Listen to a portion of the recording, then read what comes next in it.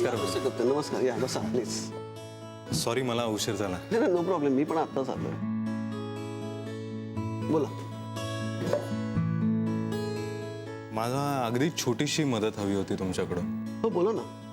माझं घर माझ्या बायकोच्या नावावर केलं होतं मी, पण काही वर्षापूर्वी ती. म्हणजे तुम्हाला सोडून गेलात का? नाही नाही, शी इज नो मोर. हो, I am so sorry. No no, it's okay. मला तिचं नाव कागदपत्रांवरनं कॅन्सल करावं लागेल.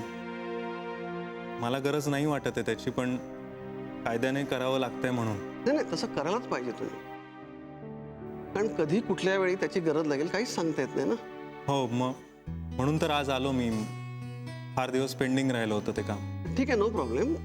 आपल्याला एक ॲफिडेविट बनवावं लागेल. यासाठी तुमचं मॅरेज सर्टिफिकेट आणि त्यांच्या मृत्यूपत्राची कॉपी लागेल. ओके, मी घेऊन आलोय ते डॉक्युमेंट्स. अरे वा.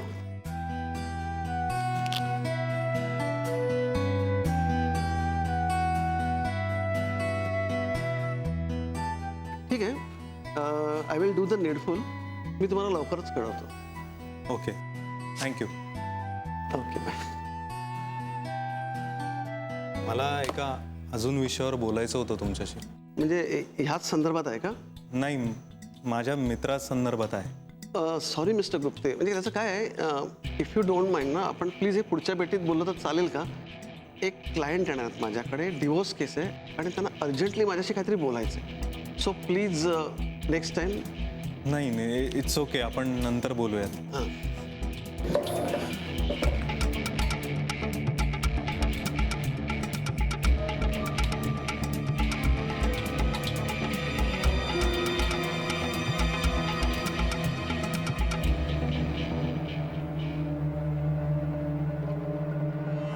हां बोला मिस्टर सुभेदार. तुम्ही पोचलात का? हां सर, आलोय. इथेच आहे, 2 मिनिटात भेटतो तुम्हाला.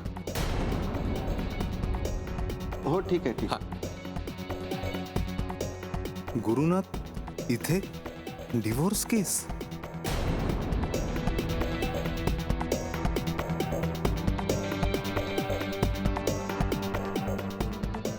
ॲडव्होकेट व्यवहार आहे. हो येस, हॅलो. प्लीज बस.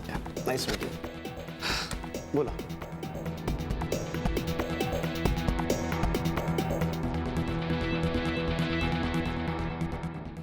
राधिके, मला सांग, वकील आणि डॉक्टर यांची भीती वाटून घेण्याचं कारणच काय? अरे ते आपल्या मदतीसाठीच असतात. मी काय म्हणतो, जे काय असेल ना तर त्यांच्या समोर खरं खरं बोलून टाकायचं. अजिबात काही लपवायचं नाही. डॉक्टर आपल्या आरोग्याची हानी होऊ नये म्हणून सल्ला देतो, बरोबर? आणि वकील आपल्या आयुष्याची हानी होऊ नये म्हणून सल्ला देतो. काय हो? हो राधिका, हे मात्र खरं आहे. हा, आताच्या जगात असं बेफिकीर राहून नाही चालणार आपल्याला.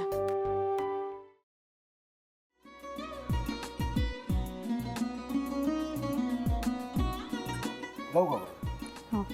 असाच लावू ना.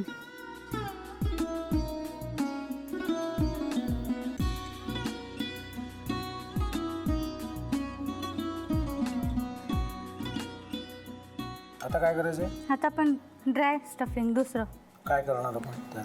आपण ह्याच्यात मेयोनीज न टाकता बाकीचे सगळे साहित्य टाकायचे. अच्छा, हे सगळं. ऋतू, माझा तर विश्वासच बसत नाहीये. म्हणजे अगं बहिणी आमचं लग्न व्हावं म्हणून किती प्रयत्न करत होते आणि ते सगळं करताना ती शिवच्या आम्हाला माहिती पुरवते. नाही, मला नाही वाटत. गौरी, खूप चांगली असतो म्हणून तुला सगळं जगत चांगलं दिसतं, पण शिव उगाच बोलला असेल का? त्याच्यावर विश्वास नाहीये का तुझा? शिववर पूर्ण विश्वास आहे मी तुम्हाला, पण तो आता हे जे काही करतोय ना, म्हणजे निशा बहिणी समोर त्या राधिका सोबत फिरण्याचं नाटक वगैरे, ते त्याचा काही उपयोग होणार नाहीये. अगं असं कसं म्हणतो?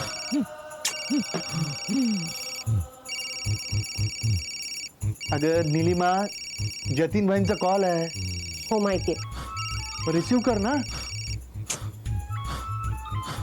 अगं बघ, कट झाला. आता तू रिसीव केला नाहीस म्हणून ते मला करतील. अब पुन्हा आला बघ, घे बघू. पण हे एक ना एक दिवस घडणारच होतं. आता मला कळलं, तुम्ही 2 दिवस झाले काय सांगत होता ते? बनू हे संकेत असतात आणि हे ठरवून येत नसतात.